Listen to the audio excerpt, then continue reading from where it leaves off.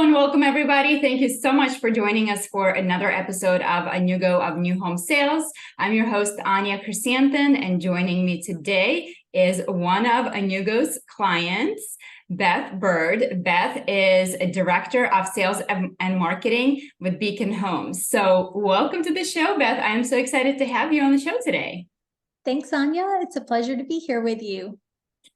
So why don't we kick things off by giving our listeners a little bit of an introduction of who you are, your journey into home building, and also tell us a little bit about Beacon Homes.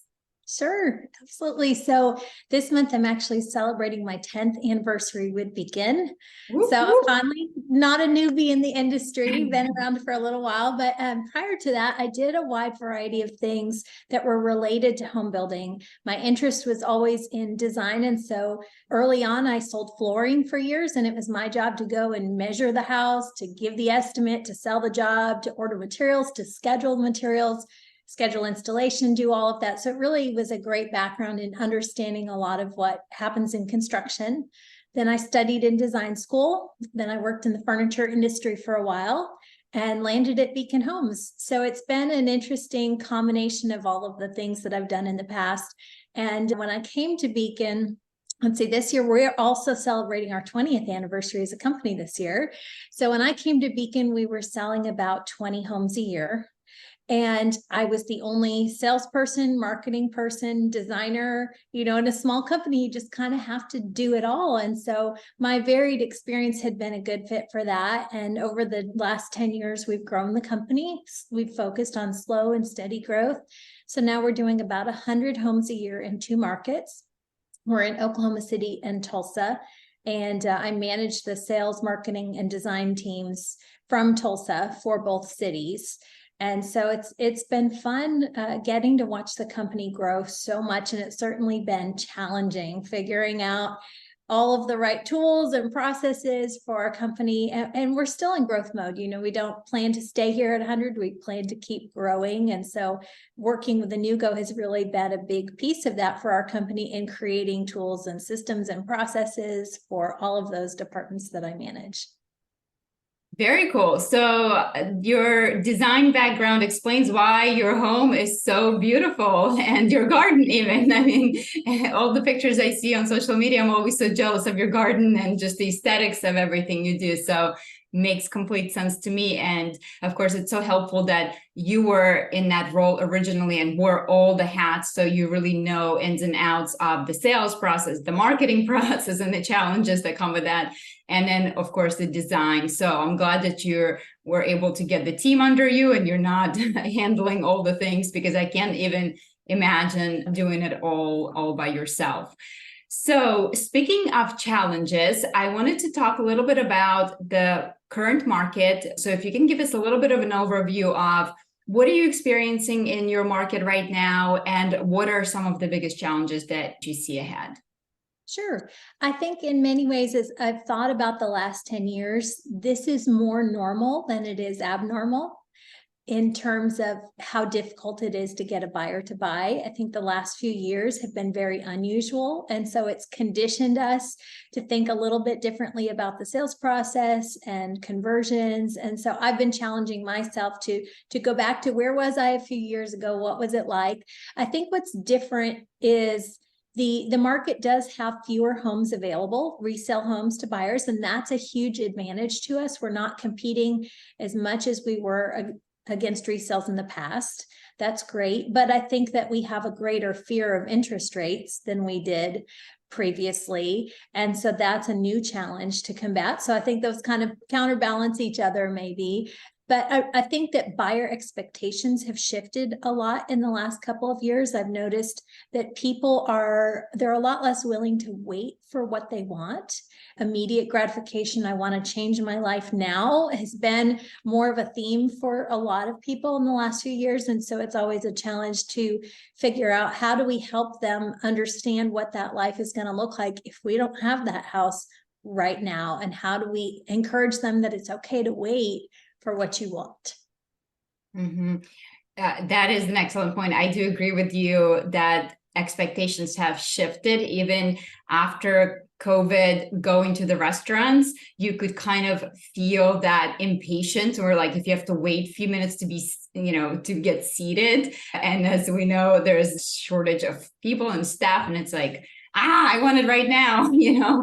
I order it with the click. So we'll get into those challenges and how you're helping customers overcome that.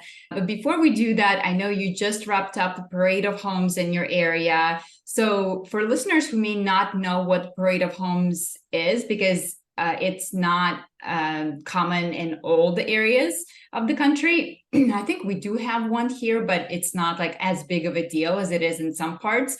So if you can tell our listeners a little bit about what that means, and maybe offer some of the best practices as a builder preparing for the Parade of Homes. Like, what are some of the things that you really had to think about, and maybe now that it's behind you, what are some of the things that you could have done better or differently? Yeah, absolutely. So Parade of Homes is typically featured by one of the home builders associations. So we actually are working with two different ones in our state, and we have a very different experience in those two different home builders associations. So the Home Builders Association of Tulsa has done a phenomenal job over the years of creating interest. What they do is they get builders all over the area. Typically, I want to say there's about 120 homes that are showcased by local builders, often staged, decorated homes. And so for 1 week or 10 days, depending on the schedule that the local HBA has chosen, the public can come out and tour at no cost all of these homes. And it's a great opportunity for home builders to get lots of attention in the community. And in Tulsa, that's once a year. And so it's a very big event. Depending if we're in a really high traffic part of town, we'll see up to 1,000 people in the course of 9 days. So tons of traffic. And then in Oklahoma City, this year was actually the parade we just finished was our most successful parade in terms of traffic that we've ever had. And the secret is that we were less than a mile from $1 million homes, because the public always wants to have a chance to step into $1 million home. They don't normally get to see houses like that. And so they attract the most people. So that was a big win for us.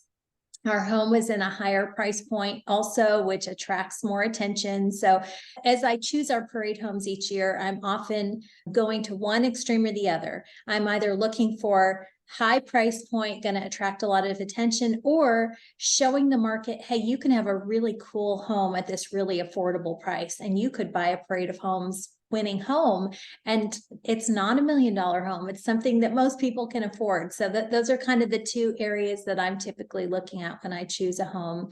What's really been successful for us, especially in Tulsa, is focusing on the design, because it is a thing that people just go out and do for fun. They love to go out and see what's new. And so rather than feeling like, oh, these people aren't buyers, they're not worth my time, we've really leaned into that. One year, one popular thing that we did was I did a kind of a create the look blog. And I took all of the furniture from the model home and I created sources for it, like an influencer would do for their own home. And we put together a blog, and in the model, we had a QR code on the island and said, want to get the look, scan this code. And it would show them where to shop for things if they wanted their home to look like the model. That was really popular. We also typically provide all the paint colors, because that's another really popular thing.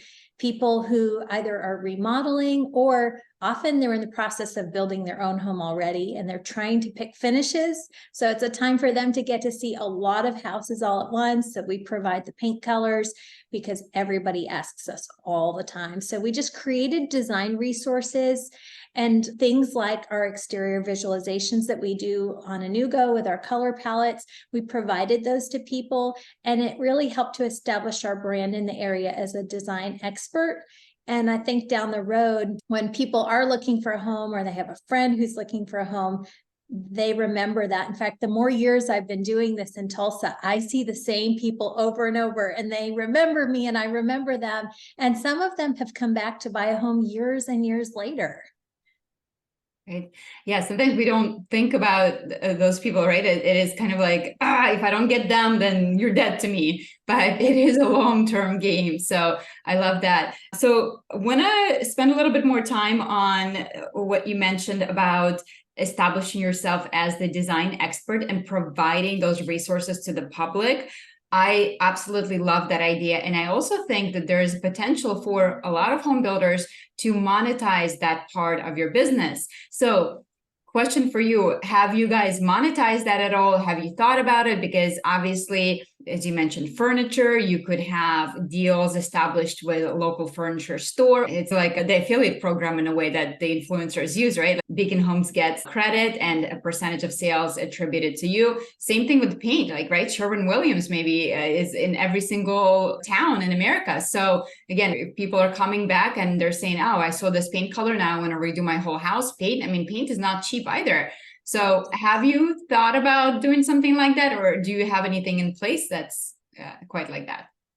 I've thought about it. You know, right now we've really just utilized additional discounts from suppliers for us, for the home, for a parade home, because the point is we're showcasing their product and they see the value in it. We've had challenges in being able to actually monetize the design for a couple of reasons. One, a secret about me is I'm probably one of the most thrifty people you know. And so I like to be smart. As a smaller company, we don't have a crazy budget for decorating these homes. So I'm often shuffling pieces between our houses, reusing, recycling, buying a few things to freshen up. And so we don't always have what's currently available for purchase. So just being real here. The other piece is, so the second largest furniture showroom in the country is in Oklahoma. It's called Mathis Home. Actually, that's where I worked for several years.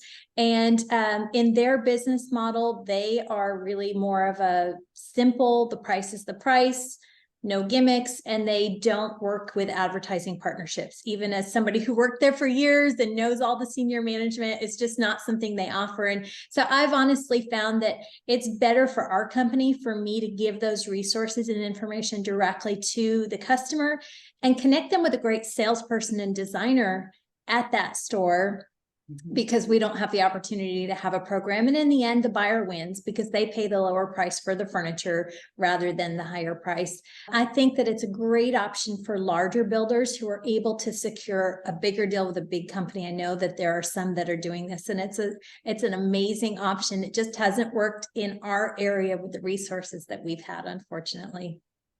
Got it. Because I'm always curious about that, right?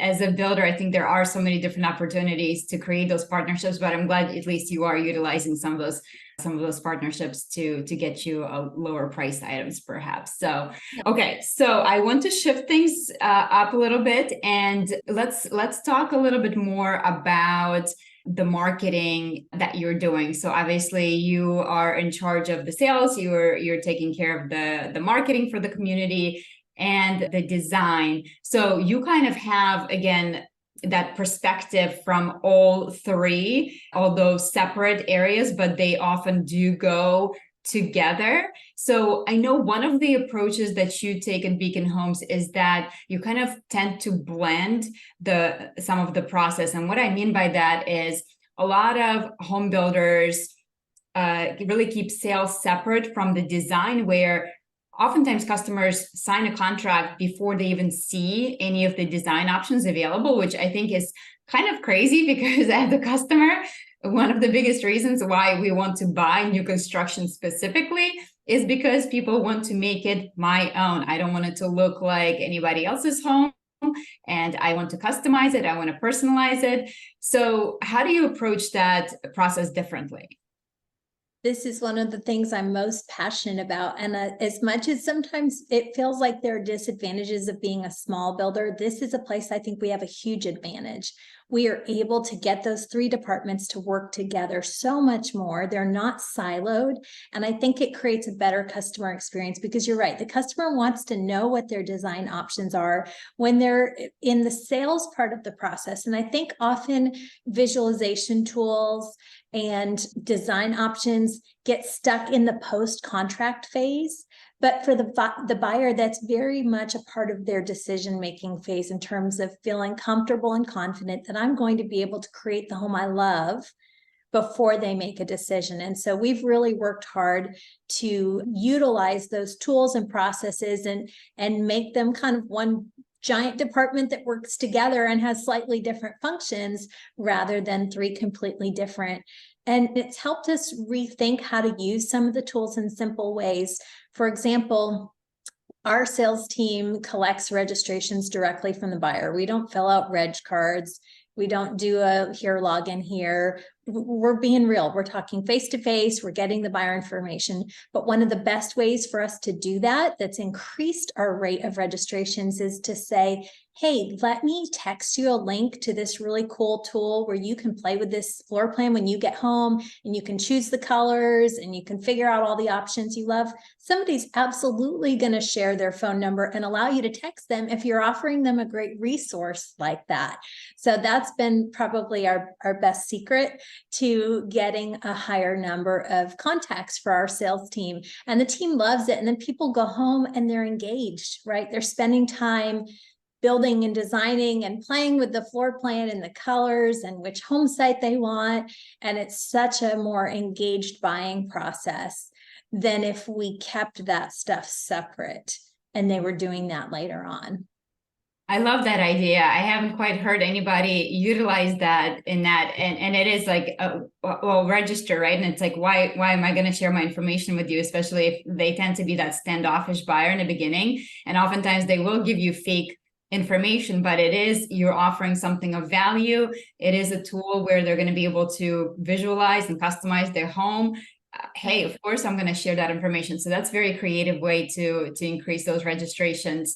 And some of the tools that you guys use are interactive tools, right? As compared to just like static rendering, where it's like, okay, this is the exterior of the house, and imagine what it's going to look like with different color setting, different color stone.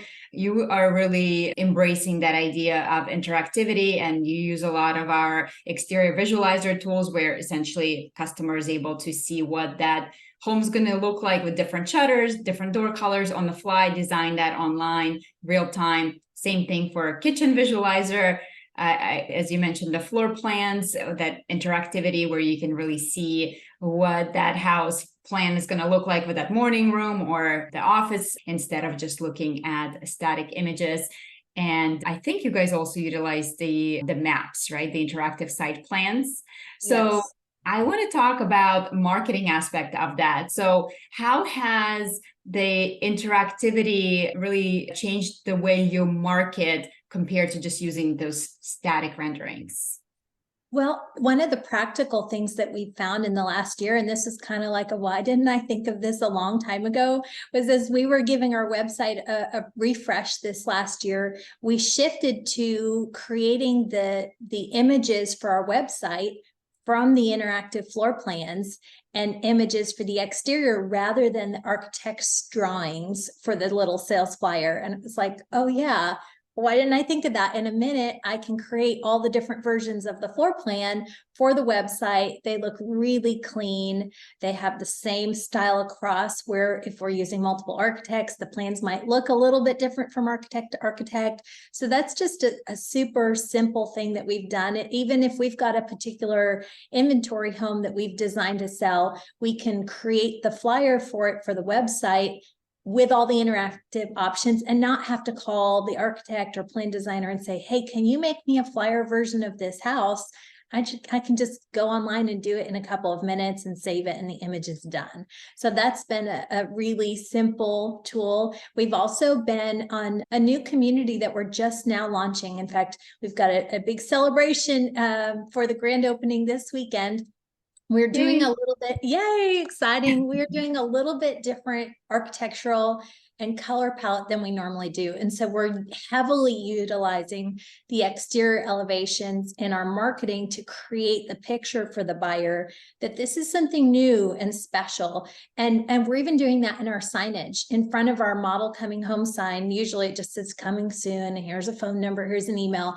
This time there's an image of the home so that the buyer can get the vibe for the neighborhood. We're actually even having like real bicycle races, not just like bring your bike, but like authentic cycling races. I'm not from that world, but part of our team is. So, but at the finish line, it happens to be where we're about to build a bunch of homes. So we are creating signs for every site with images of the house. side by side. So all these fans who are there cheering on all of these cyclists can get a visual of what that streetscape is going to look like. So kind of going funny from tech to the old school signage, it's like, how do you blend those two things? This is a creative way to take the tech tools and put them into the physical world and help to paint that picture for buyers.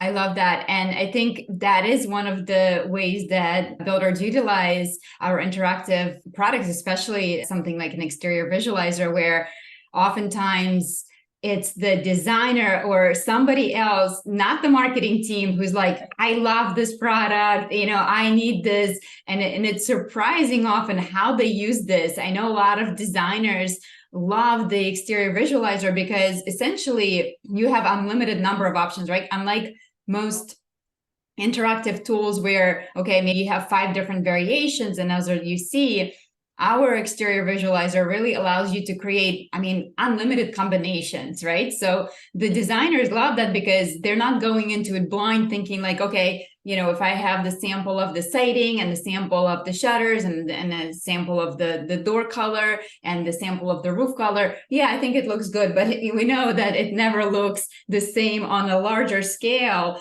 So I'd love to know, are there any other ways where your whole team utilizes those tools maybe in a way that you wouldn't think is typical way? Sure. And, this isn't maybe unusual, but just to kind of speak to what you just said, last week I had a Zoom call with a buyer. Our normal designer is on maternity leave and our fill-in designer is pretty busy. So I just said, hey, I'm going to take this meeting with a customer. They're buying a home that's already under construction and they wanted to change some exterior paint colors. They're in Oklahoma City, I'm in Tulsa. So I said, hey, let's just jump on a Zoom. And I did a screen share and I pulled up the exterior visualizer. And in real time, we're just swapping colors out until we found a combination that they loved. And in 30 minutes, they went from really confused and struggling to super excited about how their home was going to look. And it was so easy for me to do. And the sales team can do this too. It creates such confidence for the customer so quickly. Like you said, instead of looking at just a paint deck, which they had done a few days earlier, they'd looked at an actual paint deck and they were like, I don't know. I don't think this is going to look good. And then like that, we had it figured out. So other unusual ways, let's see, that's a good question. Our designer really does use it pretty heavily in terms of preparing the customer for the design appointment as a shopping tool. So while we use it in the appointment, we give the customer homework after they've signed their sales agreement. I want you to go home. I want you to play with the exterior visualizer. We have schemes already set up so they can't do anything too unusual. Maybe it doesn't fit what we recommend for the neighborhood. And their homework is to come back with 1 or 2 collections selected or schemes selected. And then the designer has found that her time in the appointment that she used to spend picking out the brick and the stone and the paint colors has shrunk down to just a few minutes of reviewing those 2, maybe making a couple of minor adjustments to where the paint colors go, and then the customers are super happy. So I would say not just our team, but our customers, we're giving them homework and having them utilize these tools. Another practical thing is I plan what homes go where. What are we going to build for our next inventory homes? And I use the Inugo maps to do that. So I open up the map and I'm looking at what homes are next to it. And I choose there my inventory. I mark the load left or right. I pick the scheme that I want. I pick the floor plan details. So it's all there. And when the next team member, the designer, goes to do all of her selections, she just can pull it from there and say, oh, okay, I see Beth picked the Cloudy Skies exterior package, and it's going to be a right load, and it's going to be on this home site. So it's really helped in our pre-construction process to be a cool tool to show what's coming and what we want to put where, and to plan on the back end some of those parts and pieces. Mm-hmm. I love that. As a previous salesperson myself for a home builder, I remember when I used to sell, we didn't have, unfortunately, those tools. And even knowing what home can go next to this lot and what color scheme, and you're trying to sign a contract and you're shuffling through everything, seeing, okay, did these people make their decisions, and pulling up their paperwork and shuffling everything. it's messy. Mistakes are probably going to be made, as opposed to what that interactive map allows you to do is once you preset those things in there, it automatically excludes this house can't fit on this lot and you can't choose this color now. It automatically eliminated because the house next to it already has this color. So definitely prevents a lot of those little mistakes that can cost big time afterwards, or you have to rip off the siding of somebody else's house. It's never a fun process. So you mentioned both three words throughout this conversation: the visualization, the desire to personalize, and the engagement for the buyer. And so, how do you think the interactive tools help attribute some of this extra engagement for the buyers? Because obviously, buyers are visual creatures. Most of our brain is dedicated to processing visual information. And to build on top of that, if you can share with Beacon Homes, do you guys offer certain packages, or are you allowing customers to really customize the home XYZ? Like how does that structured? Because I know sometimes builders, when they're thinking about implementing interactive tools, if it's a custom builder, they're like, well, I can't really use it because I can do anything. Or, if it's a package builder, then it's okay, it makes more sense. But where do you fall in those categories? Good question. It really depends on the product. So we started out with almost anything's an option, and there are parts of our business that are still that way. But in certain communities or with certain products, it's more narrow. So for example, we have a series of homes called the Select Series that is offered at a lower price. It keeps all the quality of the home, but we've trimmed back a lot of the selections, things that added significant cost. So in those, we're able to say, here, you've got a real small bucket of options. But if you choose from our Classic Series, I would think of it more like Chipotle or Cava. I don't know if you have those restaurants. So they have pre-designed menu options that the chef has created. This is a great recipe. And maybe you just tweak it a little. You say, okay, instead of the spicy salsa, I want the mild salsa at Chipotle or whatever. But you kind of take the chef's recipe for the bowl and you end up with it just a little bit different for you. That's kind of how our main product line works. We have created collections. We encourage customers to choose from them, but if they want to personalize them a little bit, that's okay. That's expected. We want them to make it their own.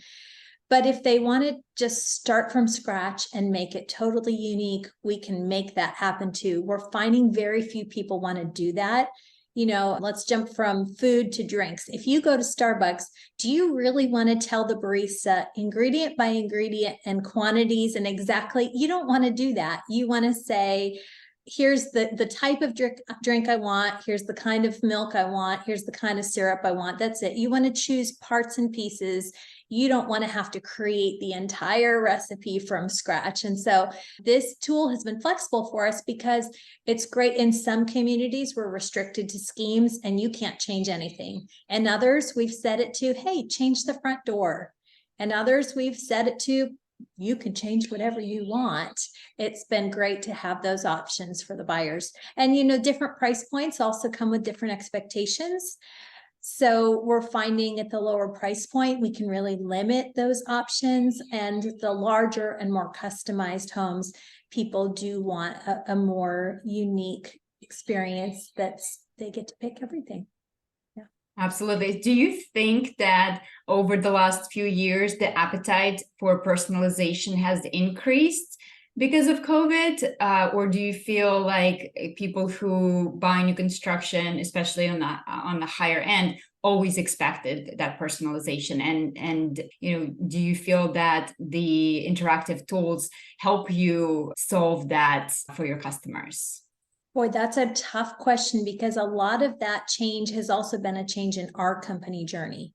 Pre-COVID, our company was a lot less structured with packages and collections. And so we were scattered and letting customers do a lot more personalization than we are now. But I don't think the buyers feel like they have any less personalization now than they did before. I feel like that they're getting more quickly to the things that are important to them to personalize, rather than trudging through so many smaller decisions that aren't as important to them. Yes, makes sense. Yeah. So we're going to be actually on a panel together coming up at the Tech Home Builder Summit in Phoenix, Arizona on November 7th is the panel. So if you guys haven't heard about Tech Home Builder Summit, definitely check it out. As a builder, you get to attend for free as long as you qualify. So they will take care of your airline, they will take care of your hotel, the meals, all of that is included. And it's kind of like I call it a tech retreat, where you have that immersive experience. Basically, for 48 hours, you're completely immersed in all things new home technology, whether it's everything that goes inside of the home that's tech related, smart doorbells to smart appliances and smart everything else that they make these days. Every time I go, I am amazed by how much tech is entering into our homes, from the light switches and the lighting and the music and the tech that we use to obviously sell and market new construction. So if you're looking for that all immersive experience where you're kind of like, okay, I'm going to learn all there is to learn, 48 hours, I'm going to completely immerse in this, and hey, make a little vacation out of it right now with all the expenses paid. It's a great opportunity. So check out Tech Home Builder. I think techhomebuilder.com is probably their website. And then just check out the Apply, where you can learn how to qualify for that. It's coming up November 6th through 8th, I believe. So Beth, I'm excited that you're going to be attending, and we're going to be speaking together on a panel on the 7th during lunch panel. And we're going to be talking about the customer journey. So I'd like to get a little bit of an idea of what you're going to be talking about during our session, if you can give our listeners a little bit of a preview of what's to come there. Sure, absolutely. Well, I'm going to speak about some of the things we've just talked about, the challenges that a builder faces in choosing products. There are so many options that are tied to the customer experience out there. And so I really am going to focus on understanding who you are as a company and what does your buyer's journey look like. And so you really have to map that process out for your customer based on what your company does, and then figure out where do the tools align with the customer's process. So for example, for us, we've had an online design center for a couple of years. We're in the process of shifting from one company over to another. We chose to not do exterior or visualization tools through that design center. We felt like those were part of the customer journey and more of the sales process for our company, and that the design journey was really focused more on SKU level choices. By the time our customer got to the designer, they knew the look they wanted because we have schemes, we have collections, they've played with the exterior options. They were trying to decide exactly which tile they wanted or which faucet style. They already knew which faucet color they wanted. So for our particular buyer journey, that meant that those pieces all live in a sales-facing tool, which for us is a new-go, and that the customer choices for design lived in a separate product. So I think that that's sort of an overarching theme for me, is that builders have to map out their customer journey and then identify what tools are going to best serve the customer based on that. Yes, absolutely. And as a home builder, it can certainly be overwhelming to select those tools, and especially if you're a smaller builder, may not have as big of a budget. But obviously, you guys are not a huge builder, right? You said you're building about 100 homes a year now, and you are heavily relying on technology. So I would assume that the investment was worth the price of the technology to make your and your customers' lives easier through this process. One thing you mentioned in the beginning was that you feel that people are not as patient anymore, that they don't have, the desire to wait for the final product. Do you feel that offering interactive tools to your customers throughout the sales process helps to overcome that in any way? Absolutely, because it's about keeping them engaged, right? In the sales training world, we talk about buying temperature. And when a customer's with us, they're excited, but when they leave, their buying temperature starts to drop. They become less excited the further they are removed from that interaction. So a tool like an exterior visualization or an interactive floor plan that the salesperson saying, hey, I'm going to text that to you. The buyer leaves, the salesperson texts them that link. When the buyer's away from the salesperson, they're still engaging with the company, and it's keeping that buying temperature high. It's keeping them excited. It's helping them imagine, what is my life going to look like if I bought this home, rather than doing that on their own with maybe a piece of paper or maybe a static image on a website. Those don't really engage you. I mean, hey, I've got teenage boys. They love video games. We all know the studies, right, about video games and kids. This is kind of a video game for adults, right? There's this dopamine in your brain when you're able to customize things and play with things and then react, and it changes and it keeps you engaged and excited in a way that other options don't. Yes, absolutely. It does give you that endowment effect, right? Like where you take ownership of it before Yes. it's even yours. So Yeah. So do you have any advice for home builders who are thinking about switching from static to interactive tools? And if there's any, I guess, best practices or advice that maybe you didn't think about when you guys were implementing this that you'd Do recommend? it. Don't wait. Start there. So I was trying to go back and figure when we started working with you guys. I want to say it was 2017. So even as a small builder back then, I'd have to go look and see. We were probably doing 40 to 50 homes a year. Even at that budget, it made sense for us and we saw a return. So I would encourage anybody who's considering, don't wait, do it. And then I think you've got to make sure that multiple departments are part of the conversation.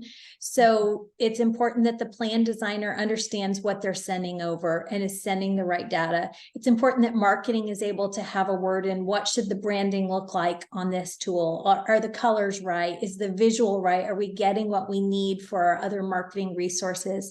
And then for the sales team, is this something that's easy for the sales team to use, that they understand, that they're excited and they're going to use, and then that they feel the customer will use? Because if the sales team doesn't use it, it's not really going to go anywhere, and your customer probably won't use it very much either. But if you've got something that your sales team says, oh, this is amazing, this is really going to help me, it will immediately transfer to the customer and across other departments.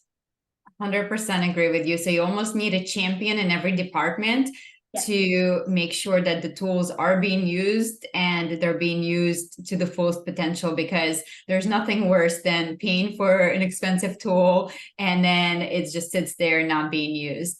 And, speaking of, as you were talking about the planning for a community and all that, I actually thought about another case use. So again, most people think that interactivity is like, okay, it's great for maybe marketing, right? But it is used by so many different departments. So we've had a builder who uses the interactive site plan to present that to the township committee when they're going through the approval process for the permits. Because if you think about those people, again, they're average Joes typically, right? It's very difficult for them to picture what is that final community is going to look like. So using those visualization tools to help them understand not just, the black and white site plans that are like, okay, well, I can sort of see it, versus bringing it in full color, interactivity, and you can really see what that's going to look like.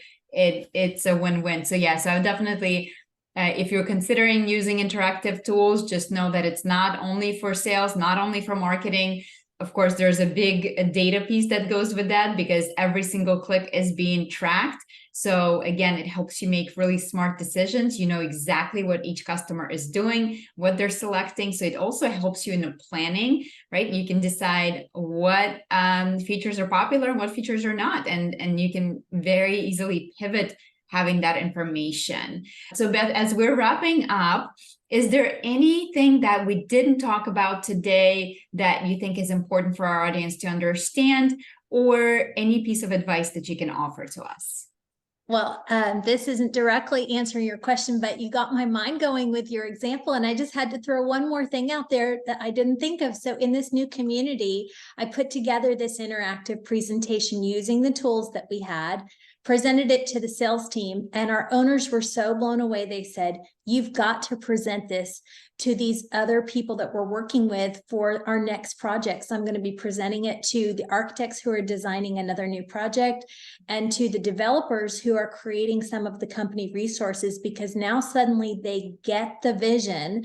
And this is going into land development, into the commercial development that's going to be around us, into multifamily. Just our basic tools of demonstrating a house are going to really affect the look of nearby projects and related things. So that was another cool use for us. But let's see, to answer the question you asked me, I think the key comes back to understand your customer's experience, map that out, figure out the holes in your tech, and know who you are as a company, and choose to work with a partner who's going to align with you and support you in that and be responsive. You don't want to just be a customer number in the system. You want someone who's going to understand your goals for your customer, because in the end, we are all trying to better serve the customer. And so I appreciate your team, because you guys have really been that for us. Well, thank you so much. We appreciate that feedback. You know, for us, the customer focus has always been a number one thing. And whether it comes to our customer, you, or the end customer, the buyer. So we're trying to make that journey as easy and fun as possible for the end user. So Beth, thank you so much for being here today. Now, if somebody wants to connect with you, if they have any questions for you, whether it's about your experience or what you're doing, you know, they want to know where they can see you speak next, aside from the Tech Home Builder, anything you can share with us, any information, where do you, maybe LinkedIn, where do you hang out? Sure. So I mostly hang out on Instagram. So I'm Beth Byrd on Instagram. I'm on LinkedIn. You're welcome to send me a connection or whatever they are there. I don't use it, even though I'm on there. So Instagram is the best way to connect. If you'd like to email me, I'd be glad to talk to you directly. It's beth@mybeaconhome.com. And after Phoenix, I'll be speaking at the International Builder Show. I'll have two talks. Actually, one is about customer experience. Super excited. I'll be speaking with Molly Elkman and Jeremiah Gore.